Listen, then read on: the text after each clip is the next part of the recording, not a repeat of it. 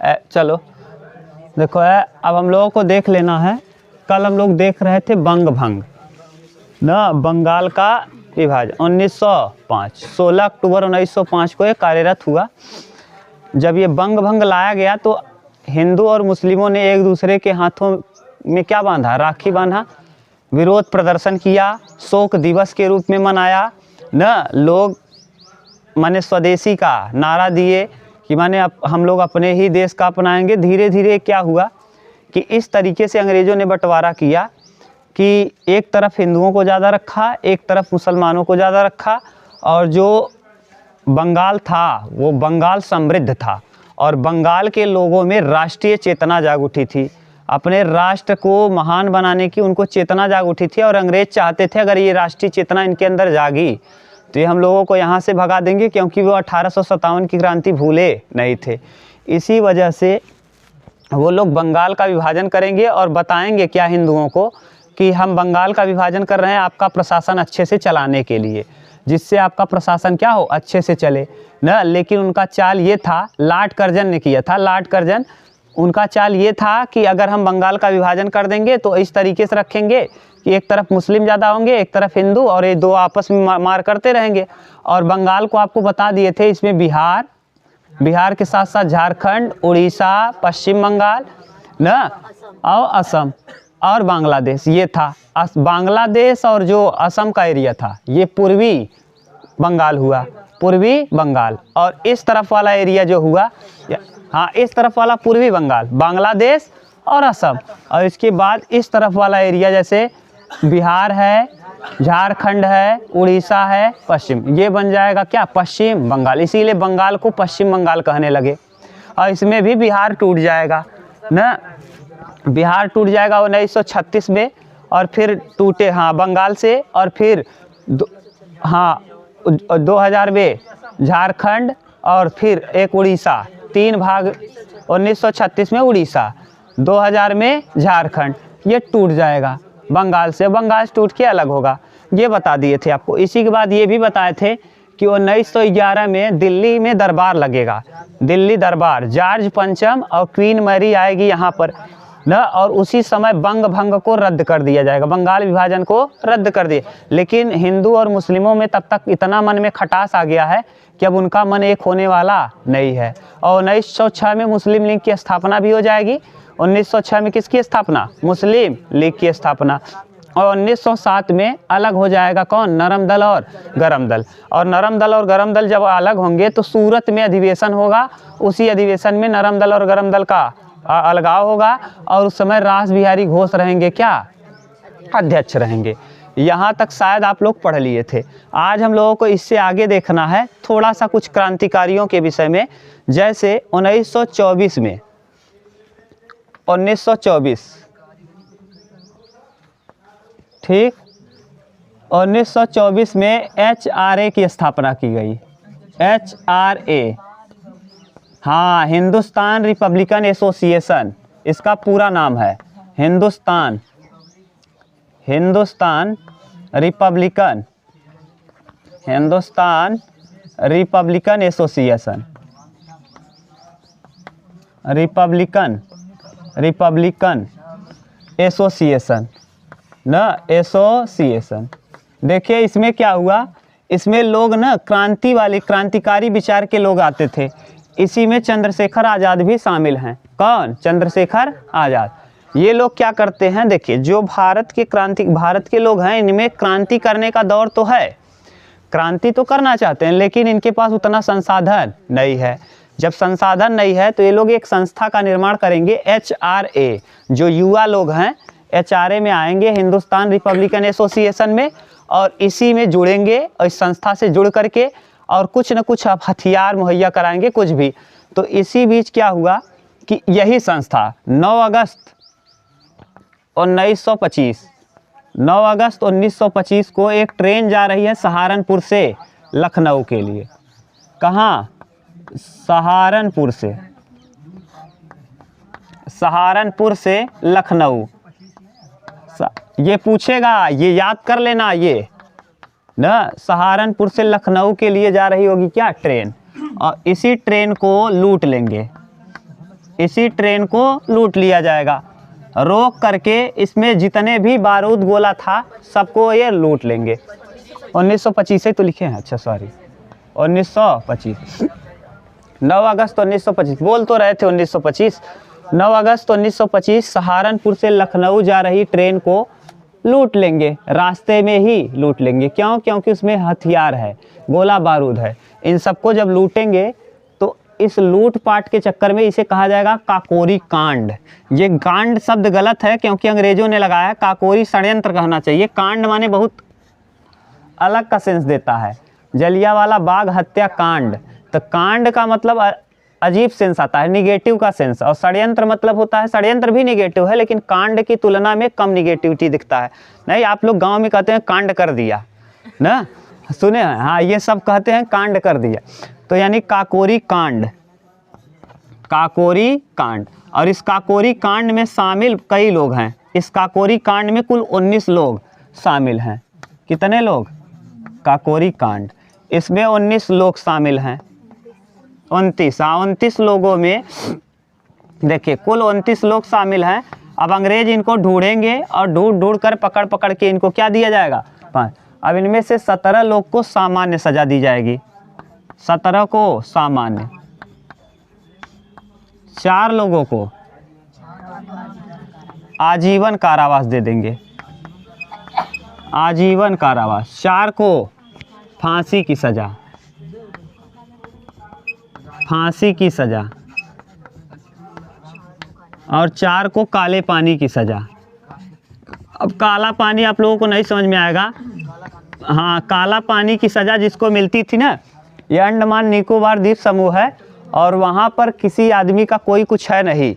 वहाँ अगर आप चले गए तो आप बीमार हो जाओगे 100% ना, बीमार होके मरना पक्का है, बहुत खतरनाक मौत होती है काले पानी की सज़ा में। अंडमान निकोबार द्वीप समूह के पास एक जेल है, उस जेल में डाल देंगे, जो काकरोच आपको काटेगा हालत ख़राब हो जाएगी। तो सामान्य सज़ा, इस जो काकोरी कांड था इसके कई नायक रहे हैं, जिनमें से मुख्य नायक ये हैं। एक का नाम रहेगा अशफाक उल्ला खां, अशफाक उल्ला खां, उल्ला खां, चंद्रशेखर आज़ाद, चंद्रशेखर आज़ाद, ये चंद्रशेखर आज़ाद भाग जाएंगे, इनको पकड़ नहीं पाएंगे। आज़ाद खुद कहते हैं मैं आज़ाद हूँ, मुझे कोई पकड़ नहीं सकता, और अपने ही गोली से मरते हैं इलाहाबाद, अल्फ्रेड पार्क, ठीक यहीं इलाहाबाद में है, अल्फ्रेड पार्क में, कंपनी गार्डन जिसे कहते हो ना।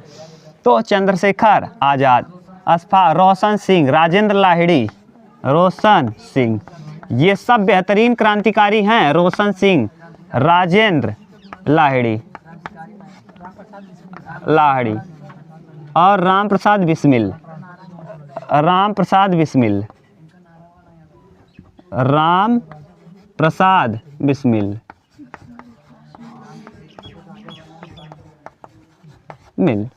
ये ठीक। तो इतने लोग इस षड्यंत्र में शामिल होंगे। ये बार बार प्रश्न पूछेगा 9 अगस्त 1900 काकोरी कांड कब हुआ था? 9 अगस्त 1925। इसमें सहारनपुर से लखनऊ जा रही ट्रेन को लूट लिया जाएगा कुछ लोगों के द्वारा, और ये लोग इतने लोग हैं, इनको खोज करके पकड़ा जाएगा, और पकड़ करके वो माने 17 लोगों को सामान्य सज़ा दी जाएगी जो थोड़ा सा कम एक्टिव थे, 4 लोग को आजीवन कारावास दे दिया जाएगा, 4 लोगों को फांसी की सज़ा दी जाएगी, और 4 लोगों को काले पानी की सज़ा। ठीक, काले पानी की सज़ा यहाँ अंडमान निकोबार में द्वीप समूह में एक जेल है, उस जेल में चले गए तो आपकी तबीयत ख़राब हो ही जाएगी, उसी को कहा जाता था काले पानी की सज़ा दे देना। ठीक, ये खतरनाक जेल है, बहुत ही खतरनाक, इसमें मौत पक्का है ना। तो ये है। इसके बाद क्या हुआ देखो, भगत सिंह यहाँ इंट्रोड्यूस किए जाएंगे। भगत सिंह को जब 23 साल या 22 साल की उम्र में है, भगत सिंह को बहुत लोग मानते हैं, हम लोग भी ना। उनका वो वाला सब देखे होंगे इमेज, जो ऐसे टोपी तिरछा है और ऐसे करके खड़े हैं ना, वो वाला किसी को इमेज भूलता नहीं। वो 23-22 साल की उम्र में जो कर दिखाएंगे वो कोई नहीं करेगा। जा करके असेंबली में बम फेंक देंगे। कहाँ? असेंबली में 3 लोग बम फेंकेंगे, हम लोग आगे देखेंगे। राजगुरु सुखदेव और भगत सिंह, राजगुरु सुखदेव और भगत सिंह। और यही लोग सैंडर्स को मारेंगे भी। सैंडर्स जो लाठी से पीट कर लाला लाजपत राय की हत्या करेगा, उसको ये लोग गोली से मार देंगे। कवर देंगे कौन? देखो, दो लोग कवर देंगे, एक साइकिल बनाने का करेंगे, साइकिल पे चैन चढ़ाने का मूवी है एक, शायद कोई ना, हाँ उसे, हाँ अजय कोई कुछ पता नहीं कौन निकाला है, हाँ और हाँ हो गया। उसमें कोई भाभी है, उसके सहारे से लोग दाढ़ी ओढ़ी मूछ बना के फिर भाग जाएंगे, कहाँ दूसरी जगह चले जाएंगे। ये साइकिल से रुमाल गिराने का एक लोग प्रैक्टिस करेंगे, कहेंगे कि जब हम रुमाल गिराएंगे तो समझ जाना, और मारना रहेगा दूसरे को और लग जाएगी गोली दूसरे को। ये लोग भाग जाएंगे, पता नहीं चलेगा। लेकिन इन लोगों को एक चीज़ पहचान में आ गया था कि जो व्यक्ति मारा है उसको दाढ़ी मूछ है, यानी पंजाबी आदमी है, सिख है, समझ गए। तो इसी वजह से इनका पहचान होगा। और बाद में इन लोगों को असेंबली में बम भी फेंकेंगे। असेंबली में बम फेंकने का कारण अलग था, क्योंकि इनकी बात लोग नहीं सुन रहे थे। तो ये सोचे कि हम ऐसा क्या काम कर दें कि लोग हमको जानने लगे। तो असेंबली में ये लोग ऐसी जगह पे बम जाके फेंकेंगे जहाँ कोई लोग रहेंगे नहीं। तो असेंबली में बम फेंकेंगे, और बम फेंकेंगे तो उनको पकड़ लिया जाएगा। और जब पकड़ लिया जाएगा तो ऐसे पे कोई भी अखबार में कोई चीज़ छप नहीं रहा था इन लोगों के बारे में। जैसे अगर हम ऐसे ही रहें, हमारे बारे में कोई अखबार में छापेगा? अब वहाँ कुछ कोनो कांड कर दी, तब एक आध जने के मार दे गोली, दो चार जने के तो क्या हो जाएगा? या फिर जाके संसद भवन में बम ही फेंक दें तो क्या आ जाएंगे कि नहीं? और रोज का रोज आएगा कि नहीं पूछने वाले मीडिया, ऐसा आपने क्यों किया, लगा देगा माइक ना, ऐसे माइक लगाएंगे नहीं। लेकिन यही काम उन लोगों ने किया, क्योंकि उस समय संसाधन नहीं था। तो अब लोग जब आएंगे और पूछेंगे तो ये लोग अपना विचार देंगे, और ये टीवी पे चलेगा या फिर समाचार पत्र में आएगा, तो लोग जानेंगे इनके विषय में, हमारे देश में क्या हो रहा है। जो जो शब्द ये बोलेंगे वो छपेगा, और ऐसे ऐसे क्रांति एक जगह से दूसरी जगह। नहीं तो अखबार, आप सोचो अखबार अगर रहे, अभी हम लोग देखेंगे कॉमनवेल्थ, एनी बेसेंट अपना अखबार देंगी कॉमनवेल्थ ना, तो ये करके आएगा। अब ये सोचेंगे कि अखबार में आ जाए, ये आ जाए, तो इन सबको देखने के माने अगर अखबार में नहीं आएगा, वैसे हमारा अखबार में आएगा, पैसा लगेगा। और अगर कोई कांड कर दिए तब बिना पैसे का रोज छापने वाले आएंगे। तो बस यही इनका उद्देश्य था, किसी को आहत पहुंचाना नहीं था। लेकिन इसी को टारगेट बना करके अंग्रेजों ने इनको पकड़ लिया, और वही इनको फांसी की सज़ा दी जाएगी। कब? अंत में 1931 में ना, 1931 फांसी की सज़ा इनको सुनाई जाएगी। किसको? भगत सिंह, सुखदेव और राजगुरु। ठीक, इंकलाब जिंदाबाद। जब मरने लगेंगे तो यही कहेंगे, क्या? इंकलाब जिंदा, इंकलाब जिंदाबाद। ये पूछता है कभी कभी, ये नारा किसने दिया था ना? ये नारा भगत सिंह ने दिया, बोला है, लेकिन लिखा किसने है ना? उतारो, इतना उतारो, तब हम लोगों को देखना है धर्म सुधार। इकबाल एक नाम है, इकबाल ना, इंकलाब जिंदाबाद ना, सारे जहां से अच्छा हिंदोस्तां हमारा, हम बुलबुले हैं, यही इकबाल नाम है। ठीक, तो ये आप देख लो, उतार लो। इंकलाब से ये पता चलता है, यही दिया है भगत सिंह, इंकलाब जिंदाबाद। चलो देख लो, एक चीज़ और याद करके रखना, भगत सिंह भी दो संस्था का स्थापना करेंगे। भगत सिंह का भी लिखना चाहो तो लिख लो, भगत सिंह। भगत सिंह के विषय में हम अच्छे से पढ़ेंगे, एक लेक्चर एक दिन देख लेंगे। हाँ, ये भगत सिंह जो है HRA है ना, इसका नाम HSRA रख देंगे, HSRA, Hindustan socialist Republican association. Socialist माने समाज, तो ये सोशलिस्ट इसलिए रख देंगे क्योंकि इसमें समाज निहित हो जाए।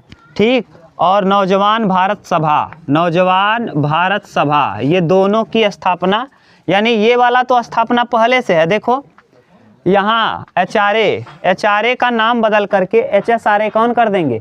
भगत सिंह। HSRA का मतलब हिंदुस्तान सोशलिस्ट रिपब्लिकन एसोसिएशन, और NBS माने नौजवान भारत सभा, नौजवान भारत सभा। इनके ऊपर मूवी भी बनी है, आप देखना चाहो तो देख सकते हो, कई मूवी बनी है भगत सिंह पे। ठीक, ये है। अब हम लोगों को देख लेना है धर्म सुधार आंदोलन, धीरे धीरे करके हम लोग कर लेंगे। अब अगला देखिए, धर्म सुधार आंदोलन। पहला धर्म सुधार आंदोलन लिखिए 1825 में, 1825, हाँ 1828, लिखो 1828। राजा राम मोहन राय।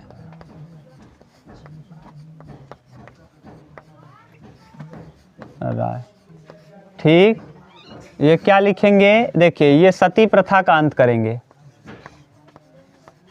सती प्रथा का अंत। ब्रह्म समाज की स्थापना, ये सती प्रथा का अंत जहाँ लिखे हो ना, यहीं लिख दो। जब सती प्रथा का अंत किया जाएगा, करेगा कौन जानते हो? William Bentinck. कौन? विलियम बेंटिंग से याद करना, बैन कर दिया, बेंटिंग से बंद, विलियम बेंटिंग से याद करना, विलियम बेंटिंग, बंद कर दिया। ब्रह्म समाज की स्थापना किसने किया? ब्रह्म समाज की स्थापना राजा राम मोहन राय। अगला 1875 में लिखो, आर्य समाज की स्थापना, स्वामी दयानंद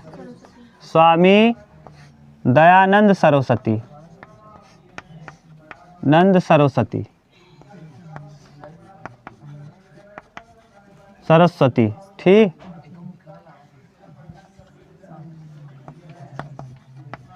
स्वामी दयानंद सरस्वती, ये किसकी स्थापना करेंगे? आर्य समाज की, यहाँ लिख दो, आर्य समाज की स्थापना। आपसे पूछा जाएगा आर्य समाज की स्थापना किसने किया? स्वामी दयानंद सर। डेट नहीं पूछता, डेट में आप परेशान मत होना। 1875 लिखा दिया है, वो वाला डेट पूछता है, 1828 वाला ना। माने सती प्रथा का अंत जब हुआ था उस समय विलियम बेंटिंग था। कौन? William Bentinck. करने वाला यही था, इसमें ये भी चाहते थे कि सती प्रथा का क्या हो? अंत। सती का मतलब समझ रहे हो ना, पति, अगर किसी के पति की मृत्यु हो गई तो पत्नी को उसी चिता पे जिंदा जला दिया जाता था। जिंदा, पति मर रहा है, उसी चिता पे बैठा दिया जाता था पत्नी को, जिंदा जल के मर जाती थी बेचारी ना। ये कहा जाता था धार्मिक कट्टरता है, इसीलिए इन लोगों को भी ये अच्छा काम है, लेकिन इससे हिंदू खिलाफ हो जाएंगे, कहेंगे कि हमारे धार्मिक मान्यताओं को ये ठेस पहुंचा रहे हैं अंग्रेज। लेकिन वास्तव में देखा जाए तो ये गलत काम था कि महिला का पति मर गया तो महिला को कहाँ बैठना पड़ता था? चिता पे, जलती चिता पे वो जिंदा जला दी जाती थी। और अगर महिला की पत्नी मर गई तो पति को कोई प्रभाव नहीं, दूसरा शादी कर ले ना। ये बहुत गलत काम था, तो इसका विरोध भी ये नहीं किए। राजा राम मोहन राय, इन्होंने साथ दिया, लेकिन ये अंग्रेजों के लिए गड़बड़ हुआ। क्यों गड़बड़ हुआ? कि क्यों लोग मानते थे कि ये धार्मिक एकता है, और अगर धर्म में आप हस्तक्षेप करोगे तो गड़बड़ होगा ना। लोगों को लगा कि ये लोग हमारे धर्म में भी अब घुस रहे हैं, इसीलिए आगे विद्रोह कर देंगे। देखो ये हुआ कब? 1828 में, और क्रांति हो जाएगी 1857 में। 1800, ये सब धीरे धीरे बहुत सारा चीज़ होगा जिससे भड़क जाएगा क्रांति। स्वामी दयानंद सरस्वती, इनका नाम, वास्तविक नाम था स्वामी दयानंद सरस्वती का मूल शंकर, ठीक, मूल शंकर लिख लो। अब आपसे पूछा जाए तो बता देना, सती प्रथा का अंत किसने किया? राजा राम मोहन राय। किसने लागू करवाया था? राजा राम मोहन राय ने किस समाज की स्थापना? ब्रह्म समाज। आर्य समाज की स्थापना किसने किया? स्वामी दयानंद सरस्वती। इनका वास्तविक नाम मूल शंकर, ठीक। वेदों की ओर लौटो, नारा इन्होंने ही दिया है, नारा, वेदों की ओर लौटो, वेदों की ओर लौटो, वेदों की ओर लौटो। नारा किसने दिया? स्वामी दयानंद सरस्वती ने नारा दिया, वेदों की ओर लौटो, ठीक। इनके शिष्य का नाम है हंसराज। इनका शिष्य कौन है? हंसराज। और हंसराज ही डीएवी कॉलेज, जो आप लोग आज पढ़ते हो डीएवी में ना, बहुत तीव्र गति से डीएवी विकास किया। इनका शिष्य थे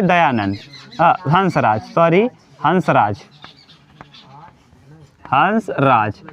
हंसराज इनके शिष्य थे और इन्होंने ही ना डीएवी कॉलेज की स्थापना की। डीएवी का दयानंद एंग्लो वैदिक कॉलेज, ठीक, दयानंद एंग्लो वैदिक कॉलेज। ये है इनके विषय में। स्वामी दयानंद सरस्वती का नाम क्या है? मूल शंकर है। इन्होंने किस संस्था की स्थापना की? आर्य समाज की स्थापना की। नारा वेदों की ओर लौटो। शिष्य इनके हंसराज। हंसराज से प्रश्न नहीं आएगा, पूछेगा डीएवी कॉलेज की स्थापना किसने की, वो किसके शिष्य थे, तो आप बता सकते हो आराम से, ठीक। अगला लिखिए। अरे इनकी पुस्तक सत्यार्थ प्रकाश है, सत्यार्थ प्रकाश। हाँ, ये भी पूछता है, इनकी पुस्तक भी खूब पूछता है कि सत्यार्थ प्रकाश किसकी रचना है? स्वामी दयानंद सरस्वती की। अगला लिखिए, रामकृष्ण मिशन की स्थापना। रामकृष्ण मिशन की स्थापना। रामकृष्ण मिशन की स्थापना करेंगे आपके सबसे महान, भारत के सबसे महान जो शिकागो में जा करके और संबोधित करेंगे भारत को, ठीक। यही इनका नारा था, भाइयों एवं बहन ना। हाँ, मोदी जी जो बार बार टैग लाते हैं ये वहीं से है, भाइयों एवं बहनों ना, ब्रदर्स एंड सिस्टर्स। जब ये खड़े हुए बोलने के लिए तो लोग सोचे ये क्या बोलेंगे ना, लेकिन जब इन्होंने बोलना चालू किया शिकागो में तो सब देखते के देखते रह गए और लगातार 1 घंटे तक बोले। कौन? स्वामी विवेकानंद। बहुत ही महत्वपूर्ण पर्सनालिटी हैं स्वामी विवेकानंद। स्वामी विवेकानंद, ये कहा जाता है कि एक बार विवेकानंद, एक बार ये किसी विद्यालय में गए थे और वहाँ पर कई वॉल्यूम की किताब रात भर में पढ़ लिए थे और सुबह में ये भी बता दिए थे कि किस किस जगह पे गलती है। ये इतने महान थे, समझ गए? कौन? स्वामी विवेकानंद। स्वामी विवेकानंद। तो रामकृष्ण मिशन की स्थापना किसने किया? स्वामी विवेकानंद। रामकृष्ण मिशन, स्वामी विवेकानंद। रामकृष्ण मिशन, स्वामी विवेकानंद। ये शिकागो में स्पीच देंगे कब? 11 सितंबर ना 1893। कहाँ? शिकागो धर्म सम्मेलन में। शिकागो है कहाँ? अमेरिका में। शिकागो धर्म सम्मेलन में ये स्पीच देंगे, सम्मेलन। और इन्हीं के याद में हम लोग 12 जनवरी को युवा दिवस मनाते हैं। 12 जनवरी को क्या मनाया जाता है? युवा दिवस। युवा दिवस ना 3-4 दिन बाद आने वाला है। 12 जनवरी को हम लोग युवा दिवस किसके याद में मनाते हैं? स्वामी विवेकानंद। स्वामी विवेकानंद, ठीक। ये उतार लो अब। सुभाष चंद्र बोस ने इन्हें आध्यात्मिक गुरु कहा है। किसने? सुभाष चंद्र बोस। ये पूछेगा कि स्वामी विवेकानंद को आध्यात्मिक गुरु किसने बताया? सुभाष चंद्र बोस। याद करो, सुभाष चंद्र बोस ने ही गांधी को बापू कहा था। क्या? बापू ना, बापू। और सिंगापुर से कहे थे, सिंगापुर रेडियो से, ठीक। बापू। जैसे इंकलाब जिंदाबाद, भगत सिंह। ये नारा याद करके रखना, सारे जहां, कभी बढ़ा देंगे, सारे जहां से अच्छा है हिंदुस्तान हमारा इकबाल ना। और जैसे बापू किसने कहा? और इनको सुभाष चंद्र बोस ने इन्हें आध्यात्मिक क्या कहा? गुरु कहा, ठीक। अब हम लोग करेंगे, अभी और बचा है कल, धर्म सुधार आंदोलन अभी कल करेंगे, अभी और बचा है बहुत।